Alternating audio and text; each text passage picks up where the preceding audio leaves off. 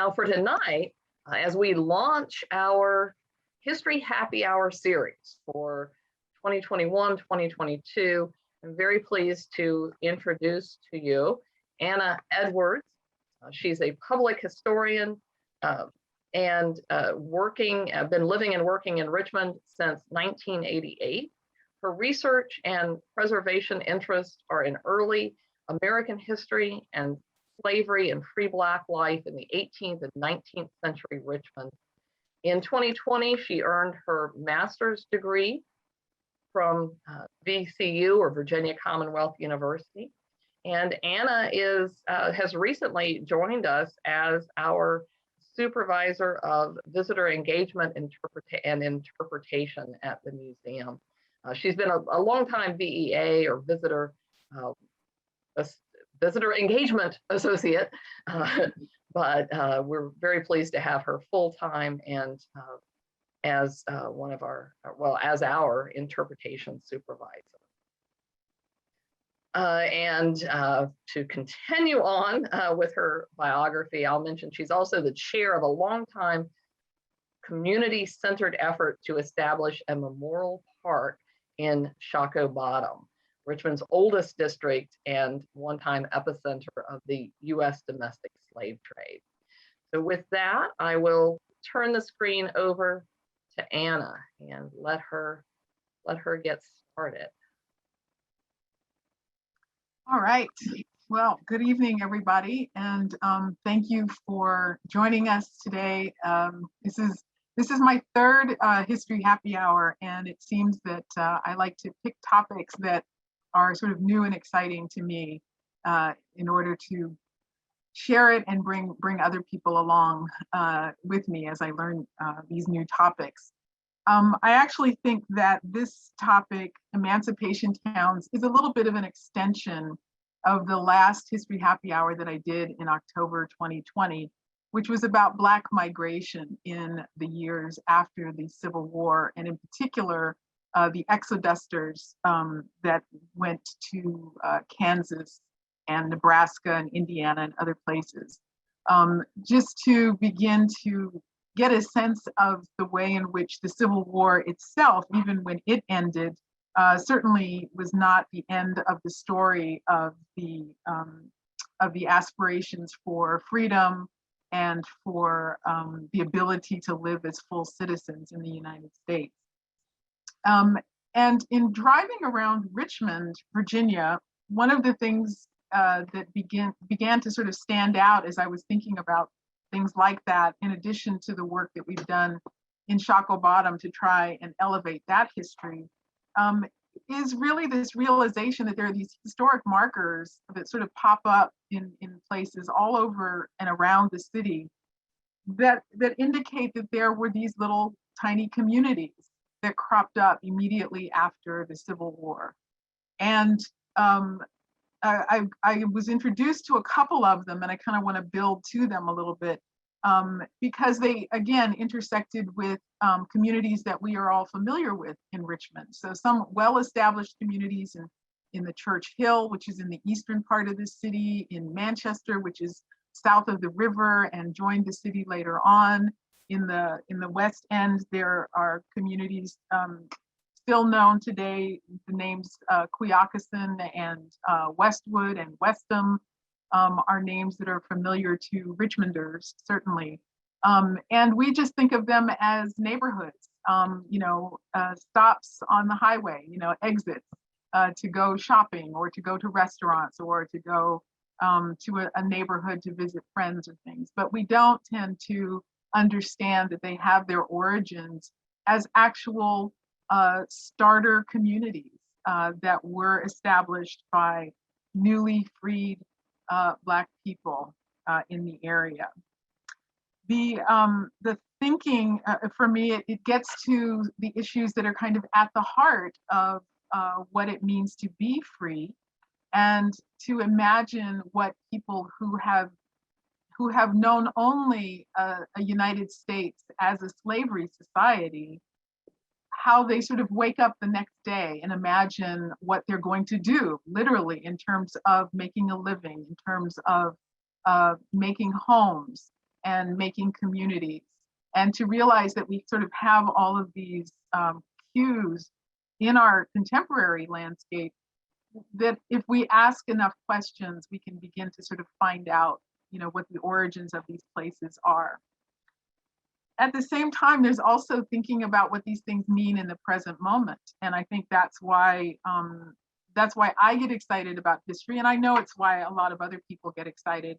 And when we're talking to people who are not historians, who aren't thinking about these things in sort of the bookish way that many of us may think of it, we are usually talking to people who are understanding history from an experiential sensibility, right? So they think about history in terms of what they have experienced, of what their parents or their parents' generations have experienced, what their grandparents have told them have taken place in the communities around them.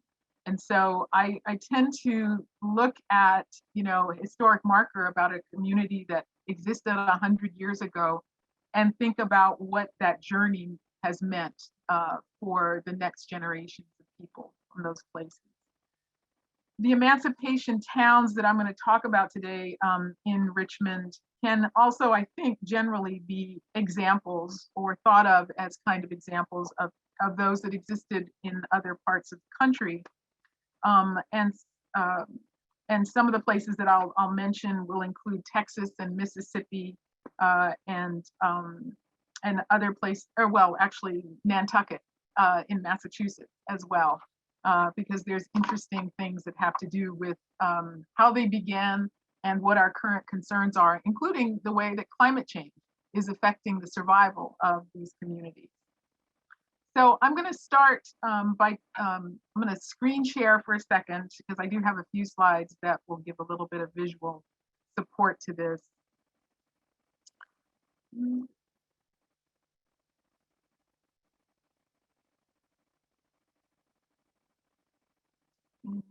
then I want to present.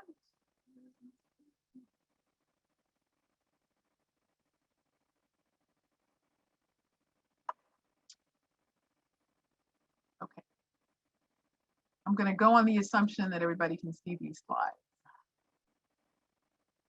Thank you, Kelly. So here we are thinking again about what it meant to suddenly become free. And of course, sudden is an interesting word. We've gone through, the country has gone through 4 years of terrible warfare in order to sort of settle this issue at this moment. But at the same time, even with the end of the war is not necessarily, in fact, the end of slavery. And it does take some legal action to do that. So even as people were, certainly Black people were celebrating as Richmond was liberated and slavery ended in the city on April 3rd of 1865. And that's a date that for a number of years was celebrated by communities. We know that there's legislation to come to actually make this an actual legal reality for the entire country. This slide here is only referring to the passage of the 13th Amendment. And you can see here that even from the moment in which it passed the Senate in April of 1864, it would effectively be another year and a half before it was fully ratified and understood to be the law of the land. And even then, of course, it was interpreted in different ways at the local level. When I think about what emancipation might have meant to people, I think of these things here. I think that suddenly maybe there were people who felt free to live up to, or to attempt to live up to, what they imagined freedom would be, and that they would aspire to many things that they had seen as only possible if you were a citizen. And so to be full citizens, to earn and actually keep a living, to earn keep the pay that you earn from your hard work, to literally be able to marry and keep your family together. This is an astounding new reality for Black people in this period. The right to be educated, to be literate, and not just for the pleasure of reading, but because employment contracts are negotiated with words and in writing. And so the ability to be able to actually read a contract that someone is handing you and understand what its implications are in the short term and the long term. Because one of the things that, of course, happens in the years after the war is that slavery is over, but there's no less demand for the labor. And there are many ways in which the planter class and industrial class and white society is going to try and make sure that Black people are still available to labor to meet those needs. So to be able to understand and combat it by becoming an educated and literate person becomes a really key part of what freedom means. Freedom to worship in the church congregation of your choice openly without having to be supervised by somebody else. And then, of course, the freedom to build communities. And what that almost always meant was the start of a church. And with that church comes the communion, comes the place where people come together and share, their joys, but also their aspirations through their ability to actually worship. And along with that, of course, is a place to take refuge from when things get very difficult as people are trying to establish their businesses, their farms, their ways of their economies within their communities, and also their economies as they have to intersect with the larger white society. As I mentioned at the beginning, some people found this very difficult, and many people also found that they wanted just to leave the place where they had been enslaved and try to make those lives in other places. And in Richmond, but also, as I say, people stayed, and people stayed for varying reasons. But again, in Richmond, people who live here today and have generationally lived here have a familiarity with names like Westwood and Ziontown and Washington Park and Jackson Ward, even as an urban neighborhood, a really urban neighborhood from the 1870s on, have this sensibility. Some of these communities, especially some of these I'm pointing out that are outside of Richmond, are also extensions of free Black communities that were established during slavery and then became places that attracted newly freed people.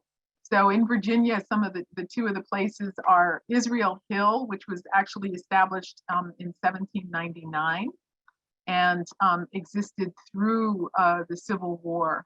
And only after the Civil War did it begin to sort of really change.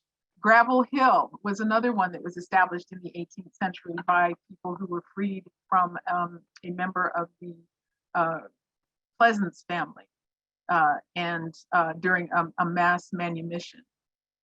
I've recently learned about New Guinea in Nantucket, Massachusetts. There was actually an article in the Atlantic magazine that talked about this community that was started during the 18th century, but then grew after the end of the Civil War as freed people began to make their way there because it was such an isolated, it's an island, it's an isolated, out of the way protected place for them to begin to build their lives. And they see that population grow and grow and grow, and it still exists, although mostly as historic structures and is associated with the African American Museum in Boston, which is still looking after it. But one of the points of the article from the Atlantic Monthly was that this is an historic Black community founded, like many, along the Atlantic coast, which have managed to survive in various ways, sometimes populated, sometimes again as historic resources, but which are now facing the threats of climate change. And so people are having to evaluate the ways in which communities like New Guinea and communities in the Gullah Geechee corridor on the coastline are going to be able to deal with the rising tides, literally.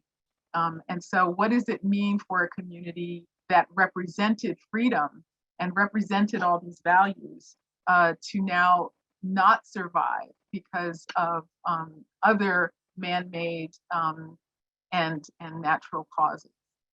Princeville in North Carolina is another one that was recently brought to my attention. And Mound Bayou in Mississippi, as a population of 1,500 people, has a mayor and is also dealing with the effects of having been hit by Hurricane Ida and other hurricanes behind it.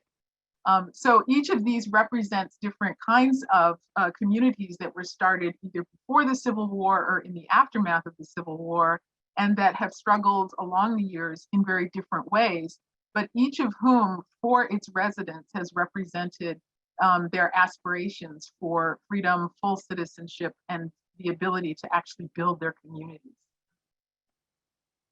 One of the other things that triggered wanting to sort of talk about and delve into this issue was the fact that certain things began to sort of crash into each other. I had heard about Westwood as a community in the western part of Richmond a few years ago when I met with a woman named Tammy Rose, who, along with a colleague, has been working on the preservation of the playground of the Westwood community, which was sort of one of the last surviving sort of public spaces of this village, which was established almost immediately after the Civil War, so in 1865.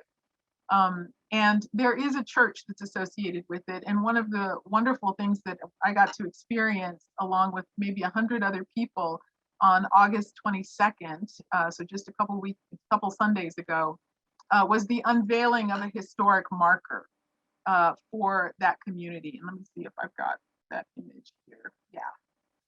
So here is a photograph of that day, and you can see there's some pretty happy faces there. These are people who were born and grew up in this community called Westwood, which was established so long ago. And they're all descendants of those original founders and the people who migrated to this community in those years after the war. It was really moving because it spoke to a real presence of communities that were referred to in those years by civic officials as Negro settlements. And this is a map from the 1930s, but it actually articulates some of the presence of those communities. And if you look to the far left, and I'm not sure if you can see my cursor. Good, okay. So Ziontown is there at the far left near Three Chop Road. And here is Westwood. There's another community called West Hampton, which was actually a white community. And the intersection that I'm going to speak to in terms of Westwood and West Hampton goes to a book that I found. And I've had this book now for several years, long enough that I don't actually remember where I got it. It was either at a library book sale or a Virginia Museum of History and Culture book sale.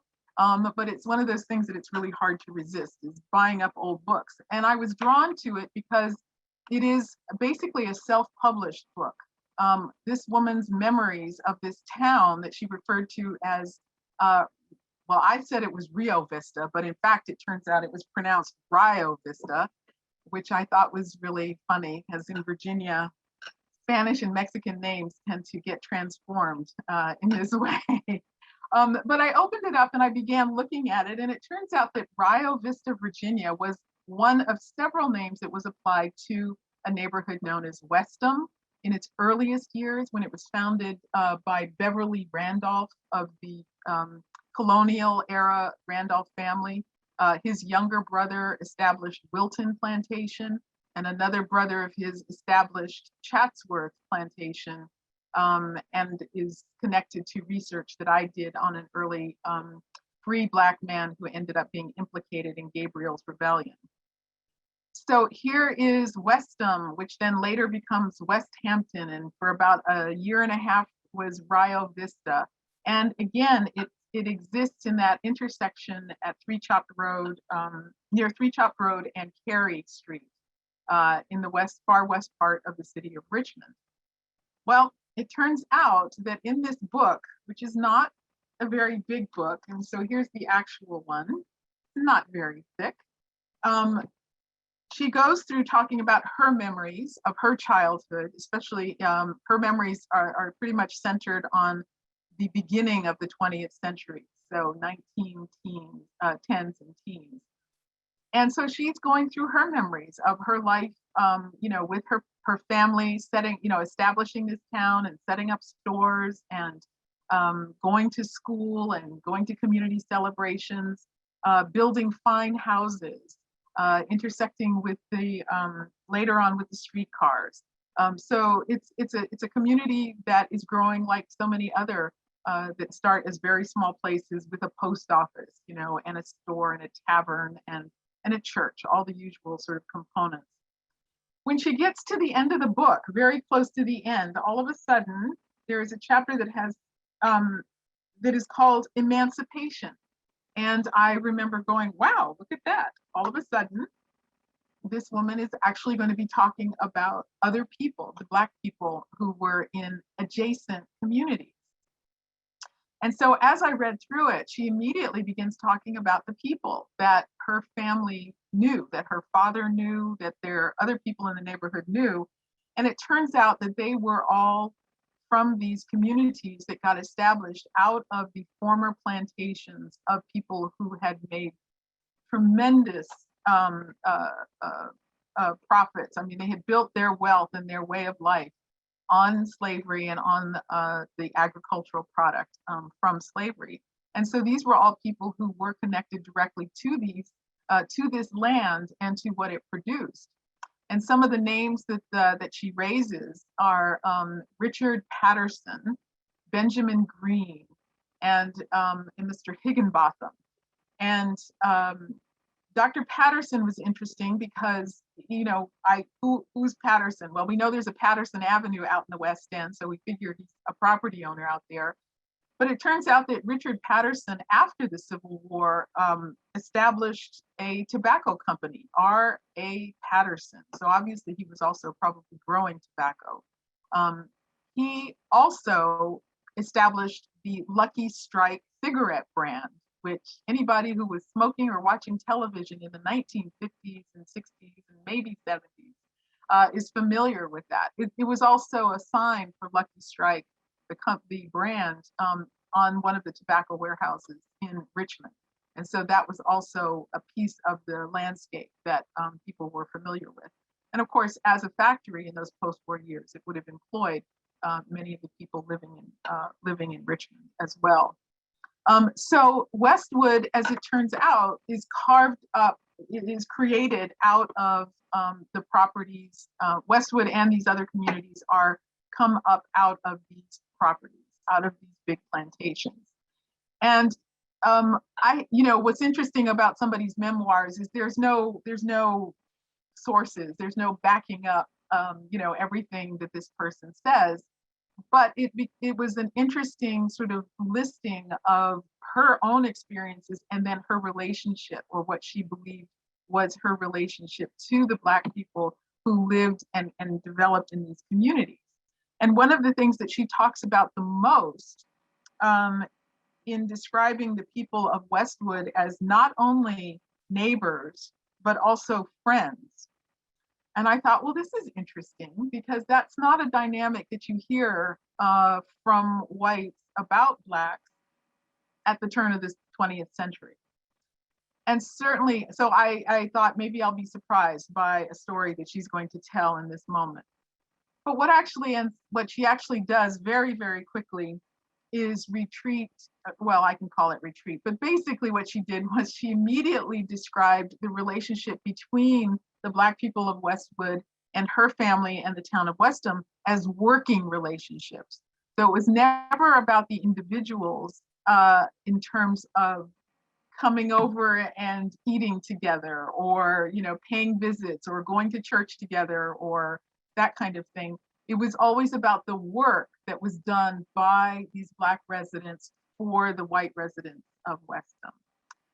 And then she wraps it up at a certain point by saying, we were so close that when this particular person passed away, my family attended the funeral and spoke at the eulogy about this person's trustworthiness and reliability things like that. So I share that because it was another, again, it was another way in which the stories of Black communities are told, and part of what this is about, I think, for me, is trying to understand again how these communities really really succeeded in so many ways against such incredible odds, and also such sort of the mundane and ordinary odds that you would face if you're trying to establish an agricultural livelihood and grow communities in an environment where people are not necessarily interested in you thriving. So that even between the lines of some of what Ms. Parks wrote in here, you still get a very strong sense of this community as being one which worked incredibly hard and succeeded in many ways. Westwood, one of the things that was a very you could feel a palpable sense of pride and longevity in the people who attended the program at Westwood, at the Westwood Marker, because they could speak to generations of people who had really achieved things. It's certainly an achievement to raise a family and to be able to spend your life and make a living and be self-sustaining. And there was tremendous pride in the people who spoke about their ability to do that. But then they also, were the places where people like Arthur Ashe, his family, was born out of people from this Westwood community. Benjamin Lambert was a prominent dentist in Jackson Ward, and he comes from people who in this period were prominent caterers. The Lamberts were a very prominent catering family. They catered the events of prominent whites in and around Richmond, which would have given them a very powerful network for other work that they might want to do and for connections that might be useful to them going forward. So Westwood is a really interesting example of one of those communities. And so even as we talk about Westwood and the way in which, how it got started and how it grew in that area, it also faced, significant problems in the 20th century, because the land that Black people set these communities up on was undesirable at one point, or thought unnecessary, for white society. But as the 20th century progressed, of course, you had an expansion into these areas that become sort of swallowed up in the suburbs with the streetcars, with cars, with roads and highways. These neighborhoods then begin to look appealing as the neighborhood is, or as the city is trying to grow outward. And so communities like Westwood and as Ziontown, as I mentioned before, these are communities that do kind of get surrounded and threatened by that kind of development. We've talked about, or we haven't talked about today, but people may be familiar with Fulton, which was a neighborhood that was entirely wiped out, but also got its start in the post-Civil War years. It was entirely wiped out in the 1970s by that urban renewal program, which saw it as a blighted place, even though it was in fact a thriving community. And one of the reasons, of course, that some of these Black communities would end up being in such dire straits were because of the pressures that were put upon them from the outside. And some of those pressures were economic, and some of those were social, but they are severe, and they reflect many of the concerns, and in particular, the threat of arbitrary violence, in particular, as people are trying to aspire and achieve success and being seen as threatening. So we see all of these things sort of having an effect on these communities and their ability to thrive in the years that follow their development in the post-war years. Some of the other neighborhoods that I will just make reference to, again, I really have been using Westwood as kind of an example, but here's sort of a representation of some other communities in Richmond, which people may be familiar with, some of these names, that again, share various stories about their establishment in the post-war years, and then their development as communities, which then eventually become neighborhoods. Blackwell or Manchester in the south of Richmond is an interesting one, because if you have ever visited Richmond and gone to the what we refer to as the Devil's Half Acre, or Robert Lumpkin's slave trading jail site, an archaeology site, which is now sort of a park with historic markers. There is a cottage, a small white cottage up on blocks right next to it, which actually came from a corner in South Richmond. And that house belonged to a woman named Emily Winfrey. And Emily Winfrey was an enslaved woman right until the end of the war, who had been owned by one man over the period of the Civil War. She'd been owned by two others before that. But Dr. David Winfrey was the man that owned her during the war and fathered 5 of her children that we are aware of. And he left her, and apparently he became ill and he anticipated his death. And so he left her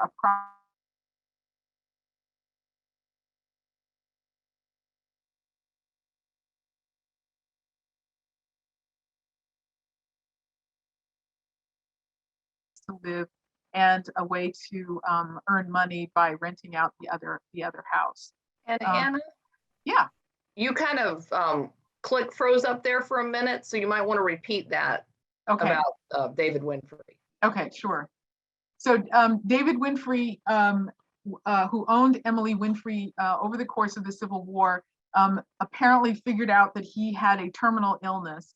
And so he left her with a property with 2 houses, one for her to live in and the other for her to rent out. This is how we surmise that situation. But he also left her 100 acres of the plantation in Chesterfield County, where we assumed that she lived while he was still alive and owned by him. And when the 2 houses were located at an intersection in Manchester that we now know as Commerce Road and Porter Street. And Commerce Road back in the day was 8th Street. Well, her house where she was exactly cat-a-corner to the first African Baptist Church of Manchester. And it was then called the First Colored Baptist Church. And so she starts her free life in a house, in a neighborhood that is part of a post-war urban community that is building and growing around its churches and around its schools. And so I always like to think about her waking up the day after freedom has been declared in Richmond and realizing that what her children's lives are going to be like is going to be fundamentally different than what her life was like on that plantation, on that farm, in this rural. They're going to grow up rural. They're going to grow up in a community of people who care about them. They're going to attend church. They're going to go to school. And in fact, most of her children appear to have gone into education as their own vocations.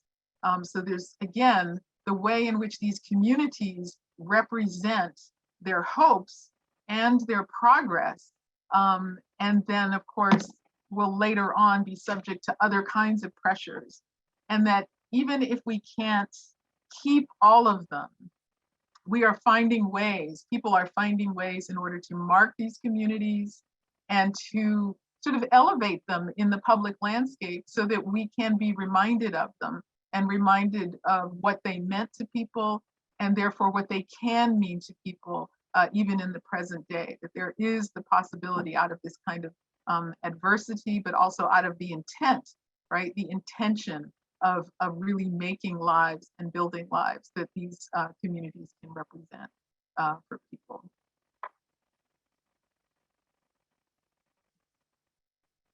This was a map that I wanted to include just so that you could see where Manchester is in relationship to the whole city. This is a map from 1876, the Beers map, which is a wonderful collection of maps of Richmond. And so here is Manchester on the south side of the river. The community that Emily Winfrey belonged to actually became later known as Blackwell. And most people in the 20th century are more familiar with Blackwell as a community, which got its name from a man who served as the first Black principal of a school in this neighborhood, in the Blackwell neighborhood. And so many people today have memories of the Blackwell neighborhood for that reason. And then of course, this is north of Richmond. And again, over here, the far western end of it, the places that exist now in the area around where Ziontown and Westwood and Quioccasin exist include the University of Richmond and the Country Club of Richmond out that way. So this is an area that's grown in extreme affluence and still has some of these communities tucked away inside them. And this is a map of Richmond from 1946, I believe. It's a planning map, and you can see that this map was specifically intended to identify where Black people's communities were in the city of Richmond as it existed at that time. This area here, this densest, largest area, is what was Jackson Ward, or is Jackson Ward, and is an area that is now getting renewed attention by two sisters who started a project called the Jackson Project. And I believe on, I want to say it's October 2nd, there will be an honorary unveiling of names of people who were sort of prominent citizens and successful people of Jackson Ward and successful in many fields, including education and medicine and law in this area. Those will be unveiled on October 2nd. So I think that will be an online program. But again, it will be a reminder, something that we don't see in Jackson Ward because most of the street names are named after prominent white citizens of the era. And so we don't get a sense of the history of the people who really developed and cultivated Jackson Ward as a neighborhood that became so prominent that it was referred to as the Harlem of the South and the birthplace of Black capitalism. People like Maggie Walker and John Mitchell Jr. and so many others. So again, these maps like this are very telling. They give you an indication of what city leaders are thinking about. Why would they create a map like this? And what use was it to Black people as they were developing and strengthening their communities? There was one historian, and I think that's the last thing that I'll say before finishing up so that there can be questions, is that there was a guy named Hoffman who wrote a book about race and class and politics in Richmond between 1870 and 1920. And I saw it reiterated in another book by a guy named Tyler Potterfield, who was an urban planner and architectural historian, I think, for the city of Richmond. And that was the acknowledgement that the presence of these strong Black neighborhoods had a direct effect on the ability of white leadership to develop Richmond for whites in the ways that they wanted to. In other words, what that means is that even if you felt and understood that Black people were incredibly pressured and incredibly limited in what they could do, their very presence and their continual pushing and pressing and pushing outward and to strengthen their communities and build their economies resulted in also the way that Richmond looks today, right? So it isn't always about the sort of disempowerment of the Black community, but it's also about the way in which the Black community itself was able to build its agency and its strength and its presence in the community in spite of these pressures and sometimes because of these pressures. So it's really, it's an empowering story. And for me, I really am excited to think about the way that it intersects with my research on the earlier history of Richmond. But also I hope that even having a program like this today gives people who are actually really immersed in this history and doing the work to bring these communities into the public landscape the opportunity to be heard more and for more people to connect the dots between the ways and the reasons why people are pushing us knowing about these communities and seeing the way in which these communities are a legacy of the American Civil War and what led to it, and then what happened in the aftermath of it. So I will stop there.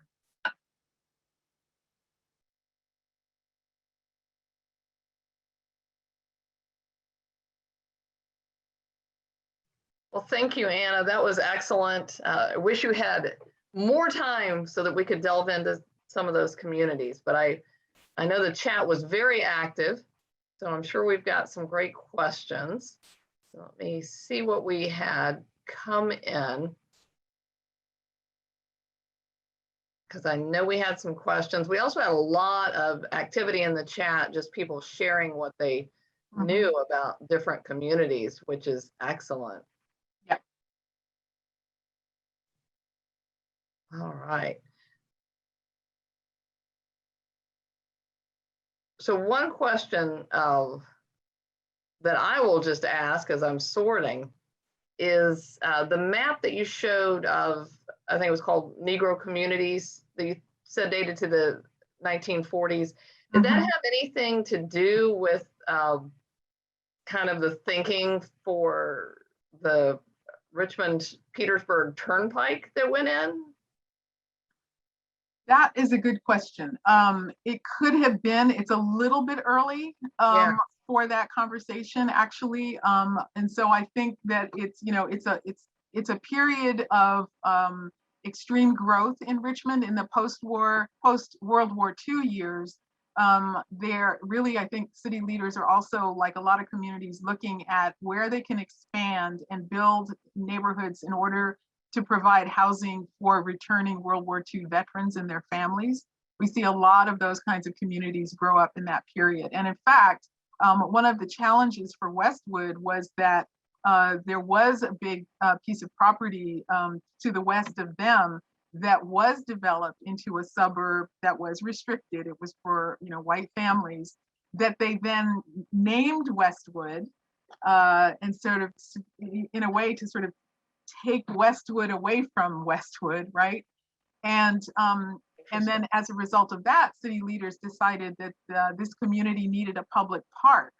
And there was a concerted effort to tear down the original Westwood community, in order to provide a public park and its amenities for this white suburban neighborhood.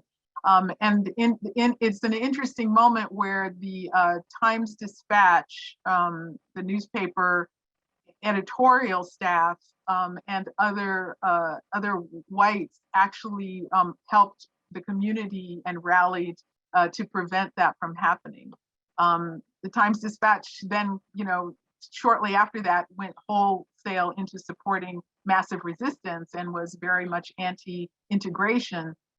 So it's an interesting moment, and it potentially speaks to some of the connections that folks in this longtime community may have had and may have cultivated over those years that could have been helpful to them. So yeah, you know, there's a lot of, whenever you see maps like that, they're usually planning maps. So there's usually something they're up to when they do that in such a specific way. Very interesting. And Larry asked, how does Pocahontas Island in Petersburg fit into this picture? So Pocahontas Island was one of the earliest and largest of the free Black communities of Virginia. So I would, you know, sort of put it in that category with the pre-Civil War communities that developed. One of the sort of well-known figures who came through there was Elizabeth Keckley. She wasn't from Petersburg, but she did live there for a number of years after she escaped and started making a living as a seamstress before she ended up in Washington, D.C. But yeah, Pocahontas Island is one of the oldest free Black communities, and is a community worthy of people's attention now. Many of the historic buildings are still there. Many historic land property owners are still there, but they're definitely struggling since the economy basically left Petersburg. And so it's now a historic site. I think it's on the Preservation Virginia's most endangered sites for maybe it was 2014. Hmm. And so, yeah, it's a really, the Petersburg history is very, very interesting in that way. So, yeah. And Carol wants to know, how was the news of emancipation spread and enforced at the time? So the news of emancipation basically traveled with the United States Army.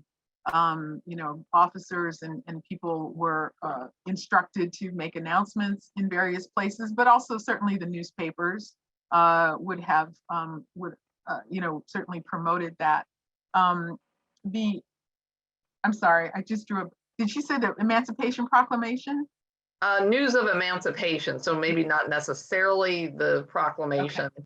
Right, because it's two different things, right? So the Emancipation Proclamation is made effective in 1863, and it's a military tactic by Lincoln in order to sort of destabilize the South and Southern morale by declaring that slavery is abolished in territories not controlled by the United States Army, right? So, but real emancipation, or the end of the war and the end of slavery, again, that's going to travel with the U.S. Army. It's going to travel through newspapers. Certainly, as soon as southern cities are controlled by United States Armed Forces, they are going to find out about it. And then, of course, enter that period known as Reconstruction, during which the United States Army's presence is really necessary to enforce Emancipation and Reconstruction era policy. And that's going to last, in Virginia, that's going to last about 5 years. Excellent. And Niels says, since it was extremely rare for slaveholders to leave property to their slaves, do you think David Winfrey had some affection for her, or at least a sense of obligation to her as a mother of his children? This is where interpretation, plays its part. And so, what we know of the documentation of their story certainly leaves room for somebody to imagine that there was some kind of, a relationship between them that may have been, was probably coercive. I can't imagine how, in a situation where you're talking about someone who owns another person, that there's not, coercion by implication. So whether or not there was affection between them is kind of beside the point for us to interpret for an individual relationship like that. But the fact that he did, so what we can do is we can acknowledge that he determined a certain sense of responsibility and left her a means to help her survive and to help her look after their children. One of the things about that story that is interesting is that she did always apparently refer to herself as Emily Winfrey. And of course, he was dead by 1866, I think. And that her children later, when they passed away, I noticed in a couple of death certificates that the name David Winfrey is there as the father's name. So again, we don't have him around to tell his side of the story. We don't have her around to tell her side of the story. So there's no point in over interpreting what these things mean. But there they are. And thank you for kind of clearing up her story, because I feel like it's either on one of the plaques that's there at the house or something online that gives the impression that she was living in half of that house and renting out the other half. Yeah, I think it was an early understanding, because we didn't know about the other house, and that came with finding a copy of the deed of transfer, was to find out that there were actually two houses. So, but again, we weren't there. We don't know what she did. We don't know what happened to the 100 acres from the farm, and we don't know what happened to the other house also. So it could be that maybe at some point she actually got rid of that house, and then maybe she did end up renting out the other half, but we don't have that concrete information. That's always just struck me as odd, because 100 acres seems like a nice amount of land to farm, to make a start with. Sure, but it's also far away from down. So that's one of the other questions is why give her 100 acres, but then also give her a house in town? So I'm not sure. So Yeah, yeah, that is interesting. yeah, So just a lot of question marks with that story. yeah. But it sounds like we're learning more, which is great. So Larry asked, on the map of Negro areas, what is the large Black area below Jackson Ward? Oh, see, nobody ever asks that question. Let me see if I can pull up my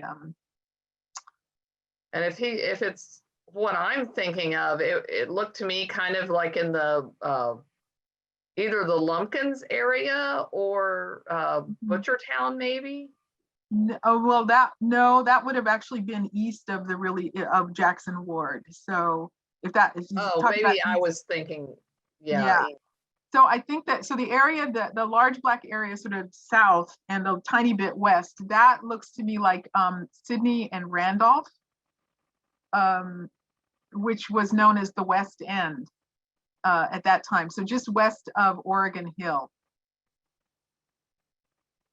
Which itself was a historic neighborhood where the immigrant and white workers of Tredegar Iron Works lived as a neighborhood. So yeah, I think that's what they called West End, which was comprised of Sydney and Randolph. Mm. And Linda asked, and I think this is in reference specifically to Jackson Ward, why do you think Richmond became a spot for successful Black businesses just 30-ish years after the Civil War? I guess I think that's a good question in many ways, but I think again it was also it's right there in Richmond. It's downtown. It's the center of Richmond, and there are probably other people who can speak more directly to maybe why it developed. But I think as an urban center, it was close to transportation. It was close to resources, and there was sort of pressure to stay within a given footprint. And over the course of the 20th century, certainly you had the development of schools and pathways to professional development for Black people as they were educating and training themselves, and then often having to go out of state to get further education. But there's really such a push that you end up with people coming back who are highly educated, able to start businesses. You also have people who stay and utterly invest right there in the community. And that's why the story of Maggie Walker and John Mitchell, A.D. Price, and people who started, not burial societies, but mortuaries and civic organizations where they really work to support each other and invest in each other as they built the economy that they needed to be dependent on. So it's a self-contained economy to a large extent. So, but really, that's not my area of expertise. There are other people who can speak much better to the development of Jackson Ward in that way. And going back to Westwood, someone asked, was the original community destroyed to build the Westwood Racket Club?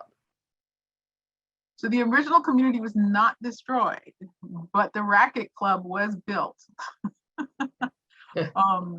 Yeah, so I mean, that was one of the things about Westwood, I think, becomes reduced again later as the neighborhood is developed. But I think that Racket Club, as I recall, was built in the 1920s, and there was a country club, Racket Club, country club associated with it. And then that actually, when it closed, became the land that became the white Westwood suburban development. So, so it was adjacent to and a little bit west of the original Westwood community. Excellent, thank you. And I think I'm going to just take a quick look back through, but I think that might be it for the questions. Lots of good conversation in the chat tonight, which is great. That's kind of So what we want to happen. one of the people who's in the chat and who attended is Tammy Rose, who has been one of those activists, and it was in the photograph of the Westwood community marker unveiling. And she's nice. added some good information in the chat as well, and makes the very good point that Westwood was originally part of Henrico County, as was Richmond, of course. But it was one of those areas of Henrico County that were annexed into the city. So again, this is Richmond growing, growing, growing, and absorbing, those communities. Manchester also was a separate municipality that got annexed into the city of Richmond, even though it was on the south side of the river. And I think that was in 1914. Oh, and one last question. How did Chimborazo get its name? So my recent readings have told me that Chimborazo was the name of a volcano in Peru. And it was, I guess, whoever named Chimborazo knew about it. And because it was such a high place in the city, decided to call it Chimborazo. But Chimborazo, having been the site of the Civil War hospital, immediately upon the end of the war became what they also referred to as a contraband camp, because it was basically a big plot of land with a lot of empty buildings that were available for the really hundreds of people Black people that began moving out of other places in order to find refuge, again, close to urban environments, because they were no longer enslaved people with homes on plantations and places. Like, they were displaced, or either voluntarily or potentially on purpose. But anyway, enough. I think I want to say it was at least, if I remember correctly, it may have been around 500 to 1,000 people that created a community there. And there was a lot of disruption, a lot of problems that they faced, but a part of it anyway lasted until the 1870s. So about 11 years existed as a kind of community there. There was a church that was started at that time that is still a part of that community, which I think is Fourth Baptist Church, has its origins in that church. Well, excellent. There's so much that we could talk about, but we are out of time. So thank you, Anna, for this presentation tonight. It was great having you with us virtually. And also, thank you to all of those who have attended tonight's History Happy Hour. I'll just mention that it is really from the support of people like you who log in and watch our programs, and support of people who visit the museum, and through support of our members, that we can continue to bring great programs to you. So if you're not a member and you like what the American Civil War Museum is doing, consider becoming a member, and you can go to our website at acwm.org to learn more about that. But great having you all with us tonight for this kickoff of our new season of History Happy Hours. And thank you again, Anna. Cheers. Yeah, I wish I'll put my It's water up here, and water. in hopes of getting something a little stronger here in a few minutes. That's right. Good night, all. Thank you, everyone.